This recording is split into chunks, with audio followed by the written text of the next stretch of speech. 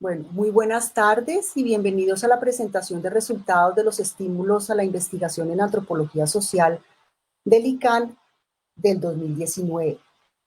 Los estímulos tienen como objetivo fomentar la investigación en antropología social en distintas modalidades.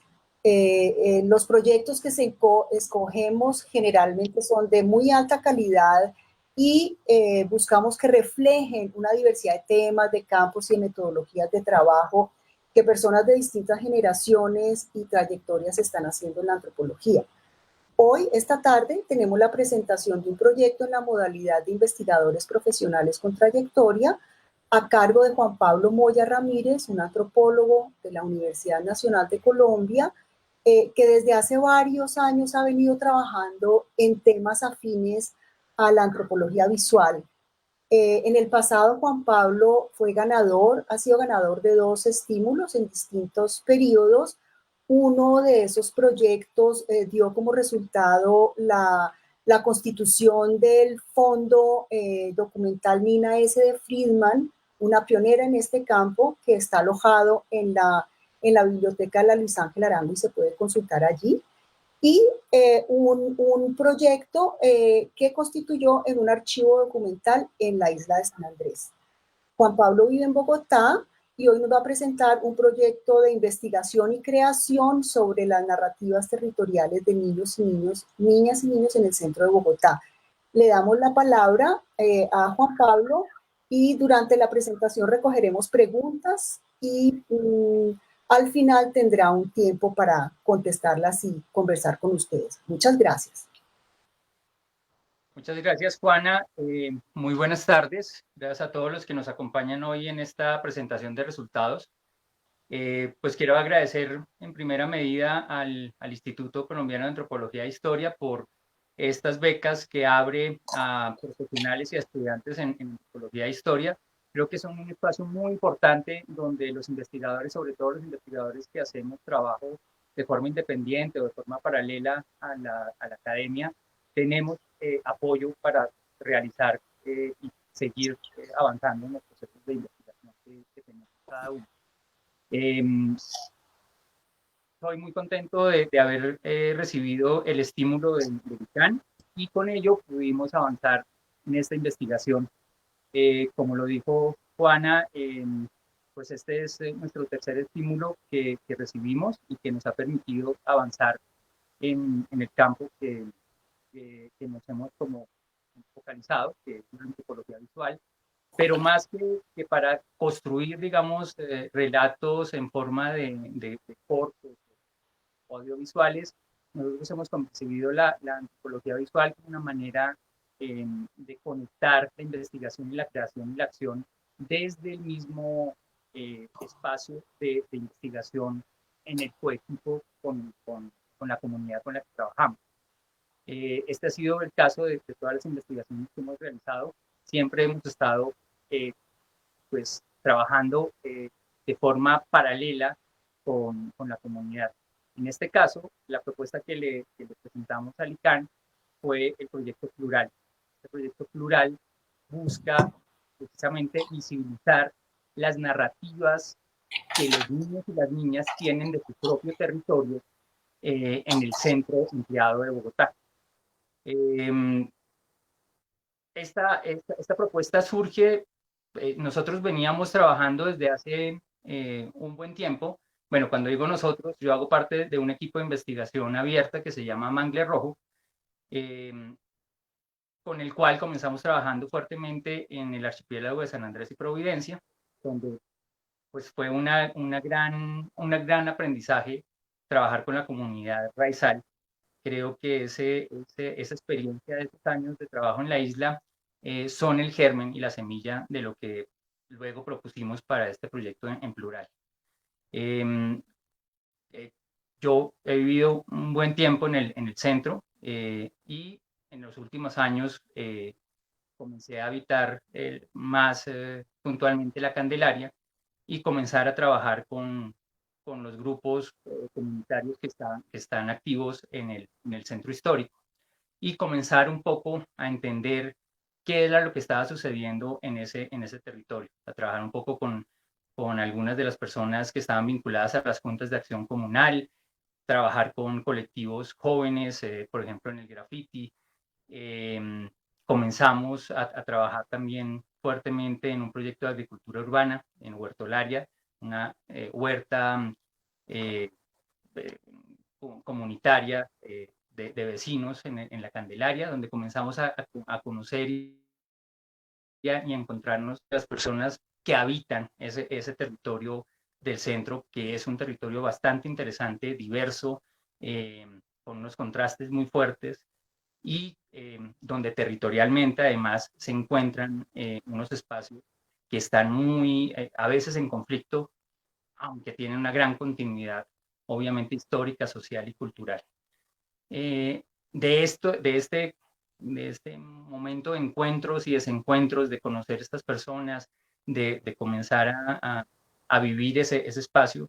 Yo soy padre de dos hijos que también estudiaban en la Candelaria, con lo cual comenzamos también a hacer un poco de comunidad y de red con los otros padres que habitan el espacio y que obviamente con los niños compañeros de mis hijos comenzamos a entender y a preocuparnos por un fenómeno que pues no es nuevo, pero que comenzó a delimitarse muy claramente, que es la gentrificación. La gentrificación es este fenómeno de elitización de los espacios eh, que se ha vivido en la mayor cantidad de las capitales en Europa, en Estados Unidos, donde por mucho tiempo los centros históricos o los centros de la ciudad entran en decadencia, los precios de las casas, finca raíz, paulatinamente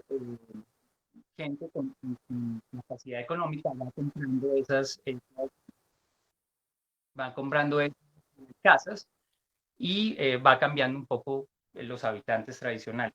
Eso en la base no estaría mal, si no estuvieran otras fuerzas que no son tan claras y tan evidentes, empujando, que a veces también intervienen ahí procesos de política pública que no son tan claros, que terminan beneficiando a ciertas personas y pues a costa también de otras personas que no tienen o las capacidades económicas o de información adecuadas.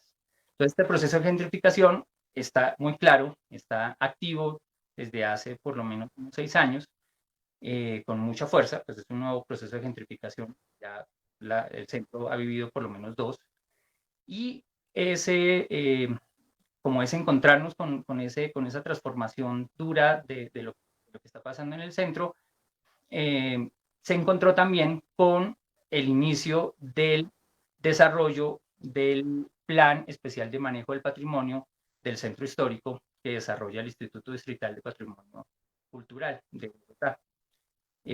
Comenzamos a participar también de los encuentros, un poco a seguir ese proceso eh, de, de configuración de ese plan desde afuera, que fue muy interesante. Y en todas las reuniones que comenzamos a participar, en los espacios de encuentro en la huerta, en el colegio, en la calle, con los vecinos, pues una de las cosas que nos llamó la atención es que todo el mundo toma las decisiones sobre la ciudad del futuro, quiere tomar las decisiones sobre lo que va a suceder en el futuro en esta ciudad, pero no se escucha y no participan los ciudadanos de esa ciudad del futuro, que son las niñas y los niños de hoy. Entonces, claro, a veces se logra hacer un par de talleres donde se invita a los niños a dibujar, pero verdaderamente no se toma a los más pequeños como un agente con una visión y con una posición política también importante de cómo quiere, de cómo piensa, de cómo sueña y de qué necesita en su espacio de ciudad, en su hábitat más cercano. Entonces, ahí encontramos un gran vacío, pues que sigue estando, de qué piensan los niños, cómo ven la ciudad los niños, cómo son agentes y actores reales en la transformación de la ciudad los que ahora son niños y que vivirán en esa ciudad en 10, 15, 20 años, que son básicamente los planes y proyectos que se prevén para el centro desde el patrimonio y desde la misma organización territorial, también del POT, por ejemplo. Entonces, de allí surgió la idea de Plural. Plural es precisamente esa apuesta por integrar esa visión plural de una ciudad que pueda comenzar a entrever otras voces. Ahora, el trabajar con niños y niñas, pues es un gran reto, porque no es solamente que los más chicos, no sé, hagan eco como de los buenos deseos que tenemos nosotros los adultos para la ciudad, sino verdaderamente escuchar y entender desde la imaginación de los niños, desde la vivencia de los niños y desde la experiencia misma de ellos, qué están sintiendo y qué están queriendo de esa ciudad.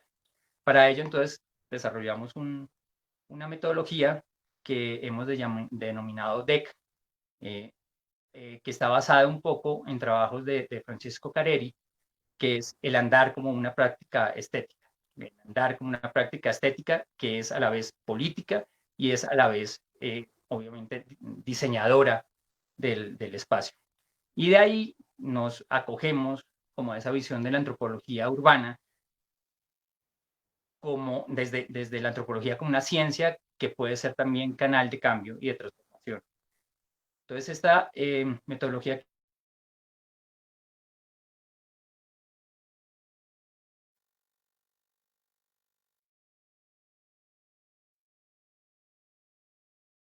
que hemos diseñado derivar, eh, encontrarse, explorar, eh, crear y conectar. Básicamente son los 5 pasos que, que hemos estado ejercitando en esta metodología. Derivar precisamente es eso, como tratar, y con los niños y las niñas es muy enriquecedor esa deriva, porque nos permite reencontrarnos con lugares de la ciudad que habitualmente, aunque pasemos muchas veces por ahí, bueno, algunos ni siquiera a veces pasamos, los vemos de manera muy diferente desde esa visión y desde esa percepción de los niños.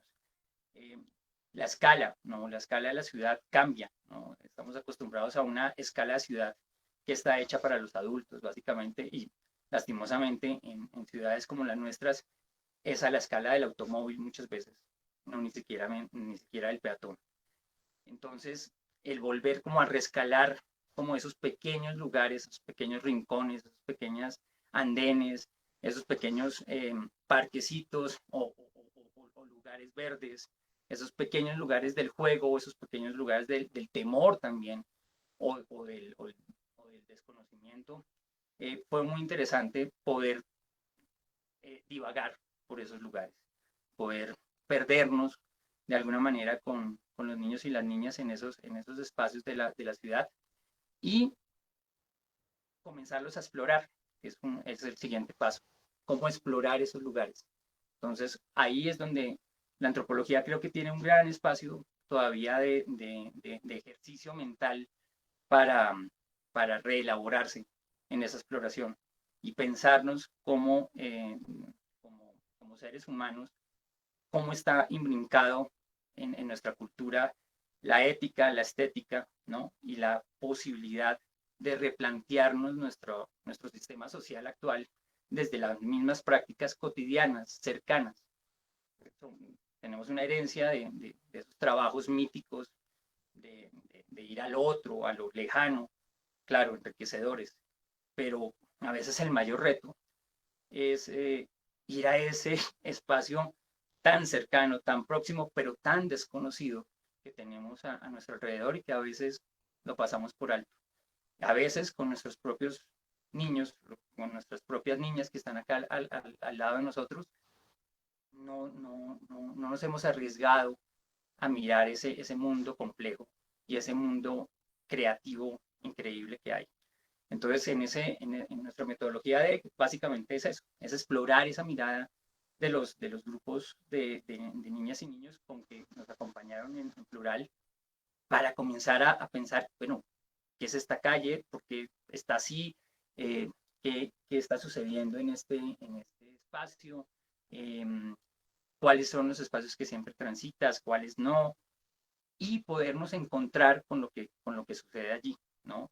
Con los habitantes, con la arquitectura, pero también con las normas que están escondidas, ¿no? Con esos límites no dichos, esos límites ocultos que están en nuestra ciudad y que muchas veces no los podemos decir, no los podemos articular, pero están ahí, calles que no queremos pasar, rutas que siempre estamos utilizando una y otra vez, lugares que etiquetamos como buenos, malos, regulares, eh, actividades que vemos como posibles o no posibles. Esa reflexión ya de por sí es una necesidad para nosotros como adultos, pero esa reflexión hecha con los más pequeños comienza a girar a otros espacios que muchas veces nosotros lo vemos como poco serios, porque están relacionados con la imaginación y con el juego, pero que hemos ido descubriendo que son detonadores de una posibilidad creativa muy importante. Y ese es el siguiente paso de DEC, la creación. Un poco sobre esa reflexión de lo que hay, de esos espacios que, que, que recorro habitualmente o que esquivo habitualmente, qué puedo decir, qué puedo hacer, qué puedo repensar sobre ellos, pero no con nuestras ideas otra vez, digamos, desde los planes de ordenamiento territorial o de manejo del patrimonio, sino desde la imaginación y la, y la propuesta de los más pequeños, ¿no? Claro, esto implica un trabajo que no es muy rápido, que es también muy interesante. Yo creo que también es una necesidad de volver a replantear las investigaciones en el tiempo que se necesitan. Eh, Estos procesos necesitan varios momentos de ir y venir, de ir y venir, para que se pueda ir soltando como un poco los hábitos también a los que estamos acostumbrados cada uno, tanto investigadores, nos habituamos a hacer unas ciertas prácticas, tanto también como los niños y las niñas, que es, digamos, no es tema de esta investigación, pero que surge también esos hábitos que surgen en el colegio o en la forma de cómo es que se trabaja con los niños y los niños también comienzan a responder de cierta manera como si uno fuera un profesor. Eh, ¿Cómo ir desarticulando eso, no? Y encontrarnos verdaderamente sobre una idea que nos parece que es importantísimo y es el rescatar la necesidad de la investigación en el proceso de aprendizaje. O sea, todos, como el conocimiento es abierto, el proceso del conocimiento está íntimamente ligado a a la investigación. Y si bien, eh, pues, por ejemplo, en la antropología nos formamos para tener unos procesos metodológicos claros en la investigación, es algo que está abierto para todos. O sea, es algo innato a los seres humanos. Somos investigadores de forma innata.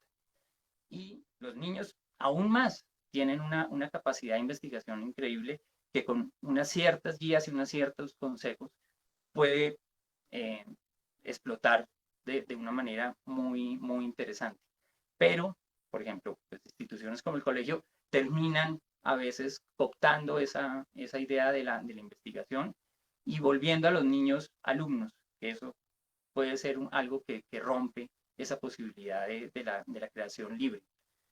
Bueno, esto es un paralelo de lo que pudimos observar, pero tratando de construir esa relación, comienza a surgir esa coinvestigación con los niños y las niñas que es muy interesante. Y es una coinvestigación que surge en la creatividad, no surge en, en, en largas discusiones, sino en largas faenas de creación, que es algo muy interesante. En ese replantearse los mundos posibles en los cuales estamos viviendo y que no nos damos cuenta. Y una de las cosas que encontramos en plural es eso, es como estamos desperdiciando una gran cantidad de posibilidades que nosotros nos hemos habituado tal vez a dejar de observar. Y ese trabajo, un trabajo abierto, o sea, no de enseñanza, no de educación, sino de aprendizaje conjunto, de investigación conjunta con niñas y niños, nos puede abrir ese camino. Plural, en el proceso en el que vamos, ha mostrado que el camino es potencialmente muy enriquecedor y que tiene una gran capacidad para abrir los márgenes de lo que entendemos nosotros como trabajo de investigación en antropología y el trabajo también de investigación con niñas y con niños. Pero implica un reto muy importante para los investigadores adultos como para los investigadores más pequeños.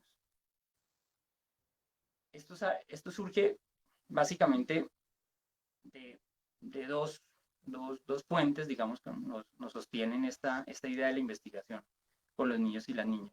Una es Douglas Rushkoff, que es un escritor y crítico de los medios digitales desde muy temprano, en el 93, 94, está hablando de lo que viene con la apertura de Internet sobre todo con la web, y lo que va a suceder con los niños y las niñas que están con esta herramienta de comunicación.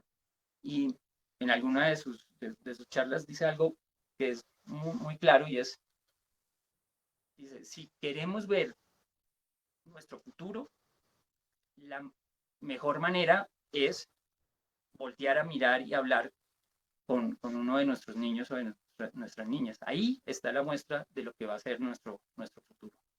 Y hay toda una fuerza en esa mirada nueva sobre nuestros espacios de todos los días. Y desde el otro lado, un lado más institucional, que podría ser el de UNICEF. UNICEF también en su manifestación de 2005 sobre la infancia, habla y comienza también como un marco de impulso a comenzar a escuchar mejor a los niños y a las niñas. Y habla de la importancia de que se conecten políticamente desde muy pequeños en la acción directa sobre sus espacios más próximos. Creo que ese es un derecho también fundamental y más que un derecho, una responsabilidad de los adultos de permitir que desde más pequeños estén conectados con la realidad de nuestras ciudades y de nuestros entornos. No como receptores, sino como creadores y como proponentes de cambio. Es un poco la filosofía de lo que hemos mantenido en este proyecto de Plural. Y digamos como en el marco teórico de este proyecto, pues hay unas bases que nos han servido mucho. Creo que los últimos trabajos de Donna Haraway son muy importantes, sobre todo en su idea de un pensamiento diferente sobre la investigación, que le dé cabida a la imaginación científica, de cierta manera, ¿no? A veces tenemos miedo de mezclar esas dos palabras, ¿no? Imaginación y ciencia, suenan a veces como por caminos diferentes, pero es claro que la ciencia es imaginativa. Una ciencia sin imaginación es estéril. Y ahí es donde siento que hay una gran capacidad en este encuentro entre niños y niñas y personas adultas, que reanima, reaviva y refuerza la investigación con nuevos espacios de imaginación y de investigación. Haraway pues, habla del pensamiento tentacular y habla del SF, llama como science fiction, pero también eh, la ciencia, pero también la literatura. Todo eso está involucrado, creo, en nuestro oficio de la antropología. Nuestros diarios, nuestro trabajo de etnografía siempre ha estado vinculado con eso, con con la literatura, con contar historias. Y ahí lo sabemos que siempre ha estado la imaginación presente. ¿Cuál es la responsabilidad y la ética de esa imaginación y cómo eso hasta dónde puede llegar? Pues eso obviamente es algo que debe equilibrarse metodológicamente en el proceso y hace parte del investigador. Pero desde muy pequeños creo que es posible que esa ética de la investigación y de la ciencia pueda conectarse con ese gran torrente de imaginación que tienen los niños y las niñas. Y eso lo hemos encontrado un poco en este ejercicio puntual del centro de Bogotá. Nos encontramos también con otra cosa que es muy importante para nosotros, es la idea del dispositivo de Giorgio Agamben, donde nos dice un poco como, digamos, la herencia de ese dispositivo de Foucault, pero Agamben lo trata ya de dibujar un poco mejor y nos muestra, digamos, cómo estamos inmersos en un sinnúmero de dispositivos que no son, como lo dirá también Foucault, no son solamente materiales, son normativas, son instituciones, son organizaciones. eh, George Agamben va a decir, de hecho, el lenguaje es uno de los primeros dispositivos que nos dice qué se puede y qué no se puede hacer. Y ese juego de los dispositivos nos enreda tanto que a veces es difícil distinguir cuándo estamos replicando uno de los que no nos interesa tanto. Y en ese encuentro con los niños y con las niñas, pues es mucho más crítico y crucial estar pensando dónde estamos replicando dispositivos que son limitadores y que son tal vez replicadores de lo que no queremos que siga sucediendo y dónde podemos romper de cierta manera o abrir el dispositivo de una manera más creativa. Entonces, volviendo al tema de la gentrificación, con los niños y con las niñas nos planteamos este asunto. Estamos en la Candelaria y en los barrios eh, que, que son vecinos, digamos, al sector del centro histórico como tal. Todo lo que tienen que ser los barrios de La Concordia, de Egipto, de Las Cruces, La Victoria, Belén. Ese fue todo nuestro sistema.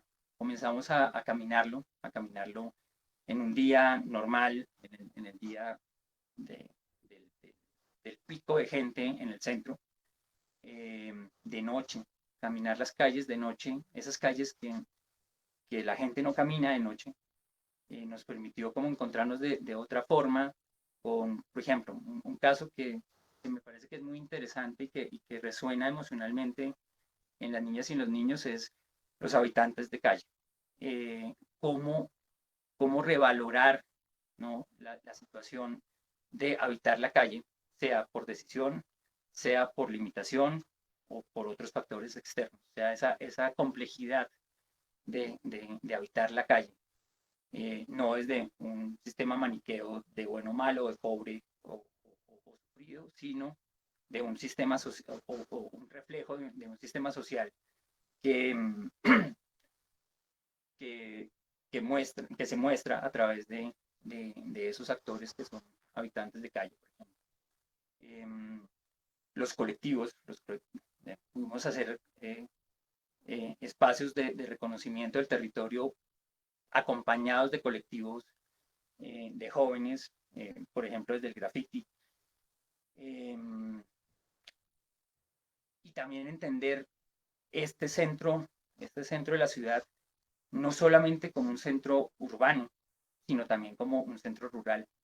O sea, una de las riquezas que hemos encontrado en este trabajo es que nuestro centro histórico no es un centro eminentemente urbano, sigue siendo un centro con una gran relación con lo rural. Yo en este momento estoy acá en el Verjón, que es la zona rural de Santa Fe, que queda a 20 minutos de la plaza de Bolívar, que hace parte de históricamente y socialmente, del centro histórico. pero que a nosotros, bogotanos y habitantes del centro, muchas veces se nos olvida lo que está más allá de los cerros orientales. O sea, es, hay un chiste que es como, para muchos, detrás de Monserrate es como si hubiera un precipicio y ahí se acabó. Y ahí continúa la ciudad, una ciudad que también pide ser escuchada desde otra perspectiva. Y en ese encuentro con los niños y las niñas surgió otro de esos elementos que es muy interesante. Los otros habitantes no humanos con los que somos vecinos día a día, los demás animales, plantas que nos acompañan en este territorio y que también cuando estamos haciendo todos nuestros planes al futuro, poco los tenemos en cuenta, pero que para los niños comienzan a ser muy importantes. Y en ese encuentro y en esas derivas también por lo rural, se encuentran esas conexiones, esas continuidades entre las calles de la Candelaria y las montañas de los cerros, de los cerros orientales. Entonces ahí hay unos encuentros que son muy, muy enriquecedores cuando abrimos un poco el trabajo a hacer una investigación desde otra escala, desde otra perspectiva y abriendo un poco los oídos a, a, otros, a otros actores que están cotidianamente con nosotros. Eh, para que esto funcionara, básicamente lo que planteamos con los grupos de niñas y niñas pues, fue jugar, eh, que es otra de esas palabras que a veces se ve uno en problemas cuando está haciendo ciencia, como, bueno, ¿cómo así que van a jugar? Mm, Pues sí, nos pusimos a jugar porque la ciencia, de cierta manera, pues es juego, ¿no? Aquí estamos, tenemos unas reglas, tenemos unas formas de jugar, tenemos unas formas de comunicarnos en este juego, tenemos rankings y tenemos todo este sistema, este aparataje en la ciencia que lo hemos hecho, que puede ser reorganizado y redefinido para poder jugar con los niños de una manera muy interesante.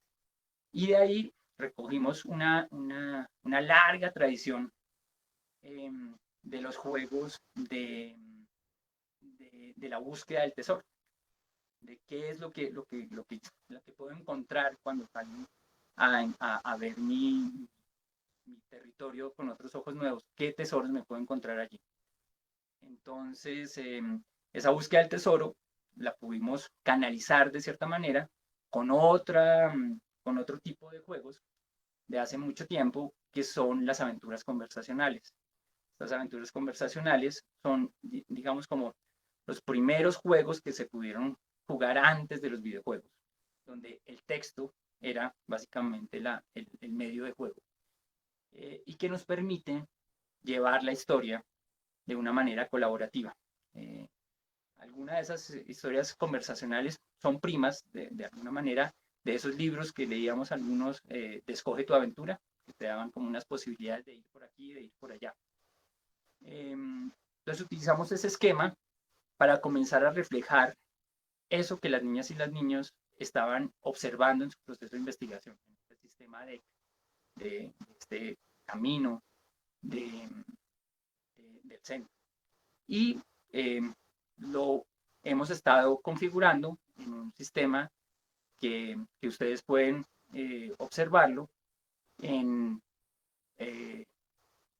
plural.manglerrojo.org. Allí pueden encontrar la parte de lo que estamos trabajando. Todo esto está en código abierto. Pueden encontrarlo en GitLab. Eh, gitlab.com/manglerrojo. Ahí están los proyectos que nosotros desarrollamos. Y en particular, plural, lo pueden encontrar allí en ese lugar.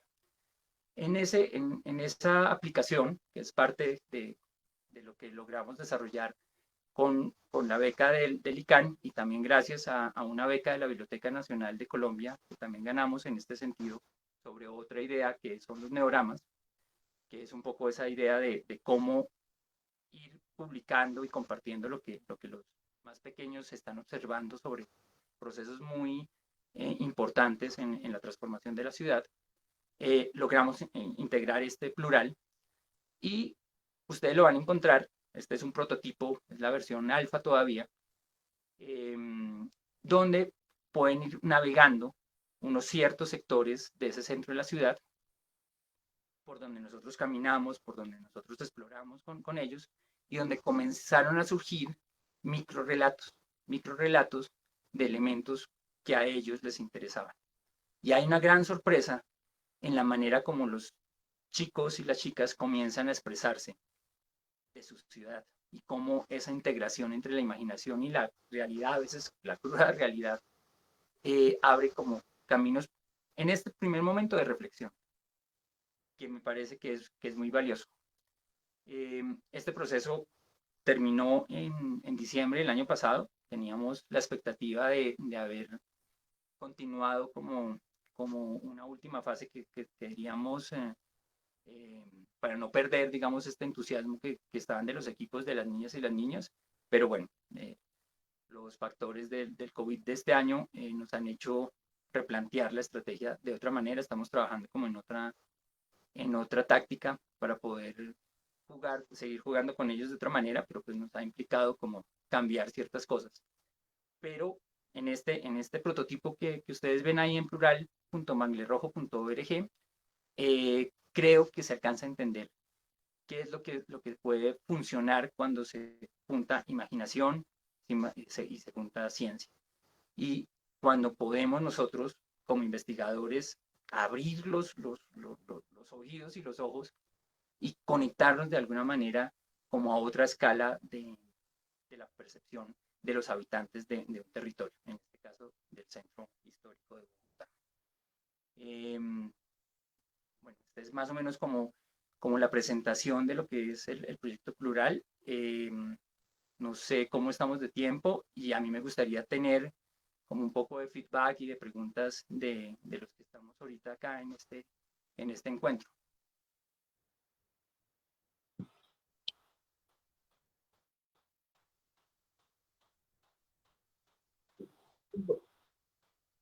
Bueno, Juan Pablo, pues yo en primer lugar quiero agradecer que hayas compartido este proyecto que me parece fascinante, me parece tremendamente oportuno y muy relevante porque como tú dices, efectivamente el mundo de los adultos toma unas distancias eh, a veces terriblemente dañinas del mundo infantil o la manera como comprende el mundo infantil está tan distorsionado, ¿no? Por los medios, por ciertas nociones de lo que debe ser la infancia, y creo que rescatar, digamos, las vivencias, la perspectiva de los niños como agentes, ¿no? Su propia agencia en el mundo es muy importante.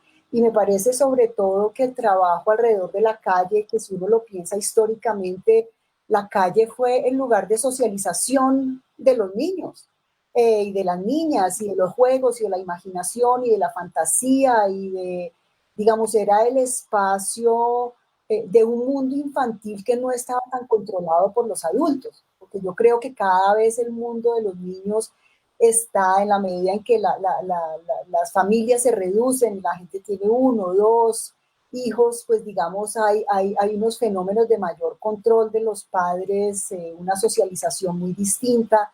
Entonces creo que rescatar la perspectiva de la calle, que también ha empezado a adquirir esa otra connotación del lugar peligroso, ¿no? Del miedo, que no se puede salir. Entonces me parece muy interesante esa posibilidad de explorar un mundo que para nosotros nos es tremendamente ajeno, que vamos de afán y no miramos, que lo que tú dices, la escala, digamos, la escala de visión está tremendamente reducida.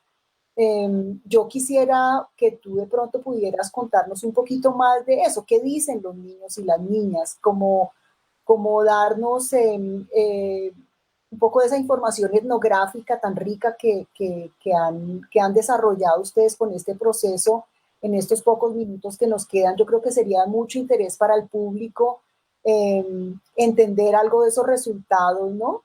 De ese acompañamiento y de esa exploración y el aprendizaje de ustedes como adultos también. Claro, no, pues Bueno, pues la invitación a que exploren un poco el sitio de Plural, ahí digamos como un abrebocas de lo que hemos logrado recopilar de este trabajo etnográfico, pero para resumir como rápidamente, bueno, pues uno de los primeros sorpresas, yo creo, es como la búsqueda de la casa genial. Creo que ese es como el encuentro más interesante. Eh, Creo que hay una reflexión muy clara de las niñas y los niños sobre qué es su casa y lo que estás diciendo tú, Juana, de cómo se conecta eso con la calle. Unos niños que en su mayoría hoy en día están limitados de ese encuentro tranquilo con su barrio, con su entorno, por muchas razones, obviamente que se entiende. Entonces, uno de los primeros espacios de imaginación es eso, es cómo transformo mi vida en mi propia casa. Eh, y ahí está el reto de lo que hablábamos antes.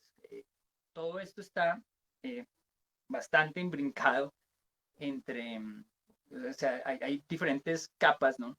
Que se suman eh, de lo que los chicos están viendo en televisión, de lo que pueden ver entonces en estas experiencias como las de Plural, en la reflexión que surge a partir de ellos, en lo que pueden estar eh, intercambiando con los adultos o con otros amigos que están allí. Entonces surge un relato bastante complejo, porque entonces es un relato que, que habla de, o sea, tenemos uno que es muy interesante, o sea, mezcla Pokémones con habitantes de calle, con huertas urbanas y la posibilidad que de allí surja, ¿no? Como, una nueva especie de habitantes de la ciudad. Ahí uno lo puede decir como, bueno, entonces, ¿y esto para dónde va? Pero cuando uno lo comienza a desgranar, pues básicamente está hablando de la necesidad que ven los chicos de reencontrarse con los otros seres, con los animales que están acá cerca, de maravillarse o de la maravilla cuando se acercan a ellos, de la pregunta ¿y yo quién soy? ¿Y yo cómo puedo sostenerme en esta ciudad? Y allí, por ejemplo, la pregunta sobre la agricultura urbana, ¿no? ¿Cómo puedo yo hacer algo para mi propia comida? ¿Y, y cómo es eso de cultivar? Unos niños que además en su mayoría eh, están muy alejados de lo que es el campo, ¿no? Que ese es el otro encuentro acá con lo rural. Entonces ese encuentro también entre niños que viven la ruralidad y niños que viven lo urbano también ha propiciado como estos encuentros. Claro, a veces eh, con mayores expectativas, como de pensar que se puede cultivar más de lo que se podría cultivar en una casa, pero comienza a surgir esa idea, como mi casa genial, mi casa que yo me puedo comer, ¿no? Bueno, la casa que me va a llevar también en un viaje a otros mundos. Eh, y preguntas que son también muy profundas, ¿no? Y es, por ejemplo, el tema de los espacios abiertos. Eh, ¿Por qué no tengo yo un espacio abierto y por qué hay estos edificios que están cerrados y que cada vez están menos, eh, o estas calles que cada vez están menos abiertas a que yo pueda caminarlas, ¿no? ¿Por qué estas vías y por qué no otros espacios donde, donde poder jugar o donde poder establecer otro tipo de acciones? ¿Y cómo lo describen ellos? Con esos conflictos, ¿no? Claro, utilizan a la mano pues, los personajes que tienen habitualmente, ¿no? Entonces está mucho esta idea de los superhéroes, la idea de sí, como superhéroes y villanos, eh, pero cuando otra vez como desconstruye uno ese discurso, desconstruye uno esos clichés, digamos, eh, debajo está una cosa una reflexión muy interesante sobre, sobre las limitaciones que perciben cada uno de estos niños. Entonces, en plural, en la página, están un poco las historias que se están refinando, digamos, a partir de los primeros encuentros. Y siempre se ha propuesto que sea un trabajo colectivo. Entonces, y bueno, esto se me olvidó ahorita en la presentación, son los niños y las niñas en equipo con sus padres, porque también nos interesa esa conexión de comunicación, que también se imbrinquen, digamos, los padres, no solamente para ser educadores, sino también para aprender de los más pequeños. Entonces, ahí ha sido como muy interesante también algunos de los padres que se han metido como a trabajar esas historias de los niños, a tratar de construirlas, de ir como quitando esas capas y encontrando, digamos, como la capa creativa más propia de cada equipo. Y por eso era el juego. El juego un poco ha sido ir llevando esos microrelatos para ir mostrando como esos puntos de conflicto o esos puntos de continuidad entre lo que hemos observado. Eh, no sé si respondo un poquito como tu pregunta, Juan. Eh, sí, bueno, yo creo que nos abres perspectivas, digamos, conceptuales, metodológicas y también al hablar de un buen en la antropología uno sabe que cuando uno habla del otro el otro lo está reflejando a uno. Entonces al trabajar con los niños también está reflejando un mundo adulto que se está perdiendo de un montón de experiencias, ¿no? Alrededor de, pues, de pensar un mundo muy distinto desde otras ópticas. Y me gustaría tal vez, ¿no? Ahorita para darle un poco de ir cerrando, porque el tiempo nos apremia, es cómo ves tú que esto pueda informar efectivamente una política pública, que es lo que tú dices que es parte, ¿no? De una proyección del trabajo. Pues ahí es donde pues yo en este momento veo el mayor reto, ¿no? Porque sí, o sea, yo creo que los que están al frente de la política pública, creo que están bien intencionados, pues por lo menos en este caso con del centro, creo que hay personas muy capaces, muy sensibles y muy conectadas con lo que está pasando. El problema que yo veo es que, lastimosamente, los temas de la gentrificación y los temas de territoriales, digamos como la renovación del centro, lastimosamente no todo está sobre la mesa. Entonces, el principal problema es que hay mucho pues, de lo que verdaderamente pesa al final, que no se juega sobre la mesa de la política pública, sino que se juega a través de otros medios y de otros espacios, que es muy difícil para contrarrestar. Entonces nosotros iniciamos, digamos, este proceso de plural con la mira precisamente de, por ejemplo, hay una metodología que inició en Inglaterra, de la cual también nos sirvió de inspiración, que es eso, las niñas y los niños como asesores de las políticas de la ciudad. Y Londres lo hizo durante un tiempo con unos buenos resultados. Pero nosotros, a medida que fuimos viendo como este proceso, pues es muy difícil. Ni siquiera, digamos, como en los canales que ya están eh, organizados abiertamente, funciona también por esos otros manejos que no son tan claros y tan abiertos en la política pública.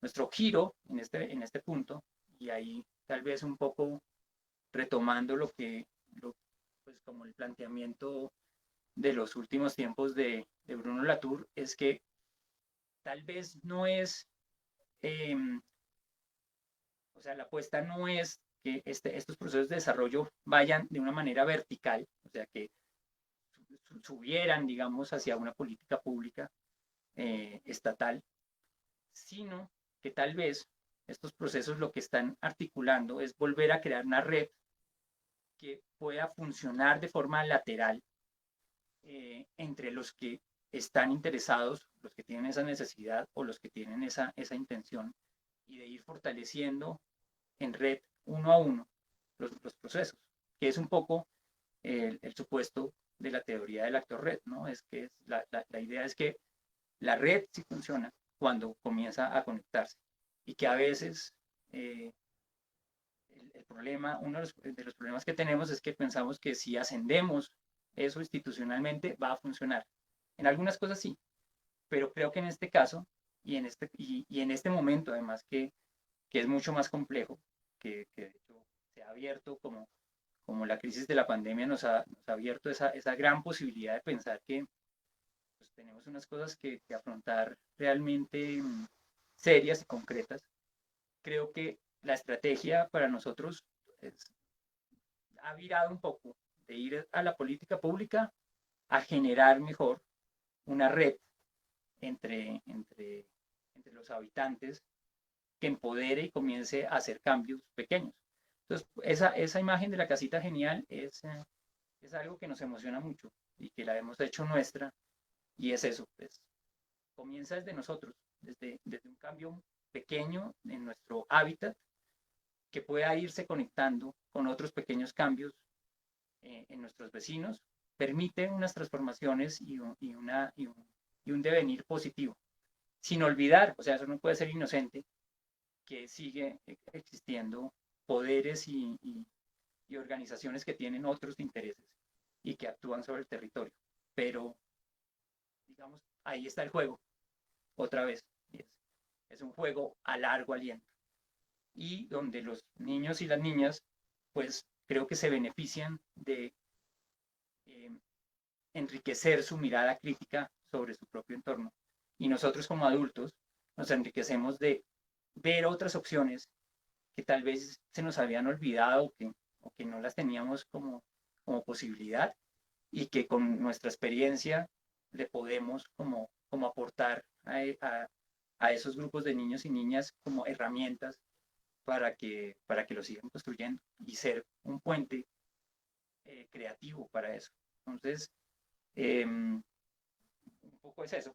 Ya, creo que cada vez pienso menos en la política pública y pienso más como en la capacidad de la antropología para empoderar y gestionar como la creatividad y,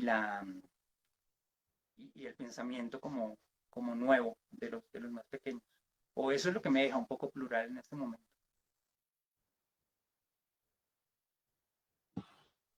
No, yo creo que nos has presentado, Juan Pablo, un escenario muy estimulante que nos deja con muchas ganas de seguir conociendo, digamos, no solamente la experiencia, sino las metodologías, qué significa trabajar con niños de esta manera, en ese espacio, digamos, el centro que tiene la connotación histórica, la connotación, digamos, del sitio emblemático de la ciudad, pero al mismo tiempo el sitio peligroso, que efectivamente, como tú dices, este proceso de transformación, de gentrificación, de resignificación del centro, pues pasa por muchas cosas, ¿no? Y a veces deja abandonados a los propios habitantes frente a unas presiones del turismo, de la especulación inmobiliaria, de unos usos muy distintos que ya dejan de ser urbanos en algunos casos para hacer otras cosas.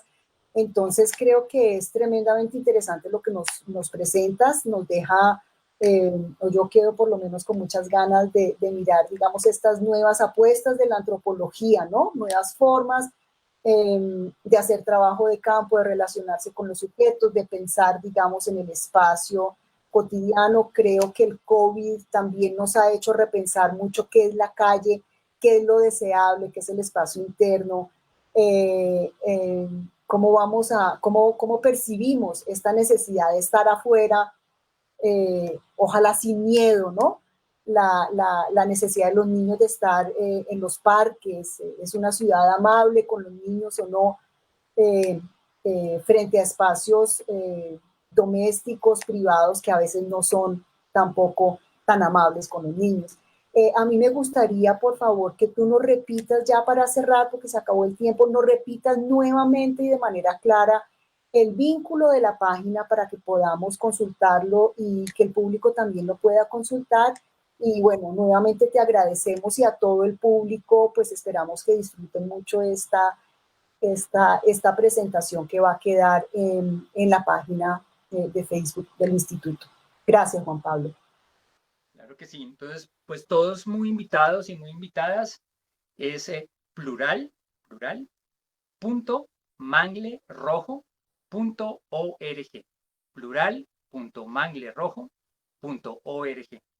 Ahí pueden ir viendo cómo está evolucionando este proceso y todos sus comentarios, todas sus críticas, todos sus aportes, lo pueden redirigir también a correo @manglerrojo.org. Estamos abiertos a todo lo que nos permita pues seguir desarrollando este tipo de procesos. Estamos ahorita en otra forma de investigación que el COVID nos ha llevado y estamos muy contentos, entonces estamos activos con este tema, entonces todos los que y todas las que tengan ideas o percepciones sobre esto, pues bienvenidos. Y no me queda más sino pues agradecerte a ti, Juana, agradecer al instituto, al ICANN, muchas gracias, de verdad, esto es posible gracias a estos apoyos. Espero que esto siga funcionando de esta manera tan clara, tan abierta, que apoya verdaderamente la investigación en antropología y permite estas derivas de investigación y estas apuestas que son muy importantes. Me queda solamente agradecer y agradecer a todo el espacio técnico de la transmisión y agradecer a toda la parte administrativa y a toda la parte logística del ICANN, que sin ellos pues no se podrían hacer tampoco estas becas. Toda la ayuda en lo administrativo, todo eso es vital. Muchísimas gracias a los investigadores del ICANN por ese apoyo y por estar ahí siempre como acompañándonos, pues es también muy grato. Muchas gracias. Hasta luego, Juan Pablo, y decir que por las redes del ICANN hemos puesto el vínculo a plural para que los interesados puedan consultar. Muchas gracias. Muchas gracias. Acuérdense, esto es código abierto, o sea que está abierto para todos los que quieran participar allí. Bueno, una feliz tarde para todos y todas. Gracias. Muchas gracias. Hasta luego.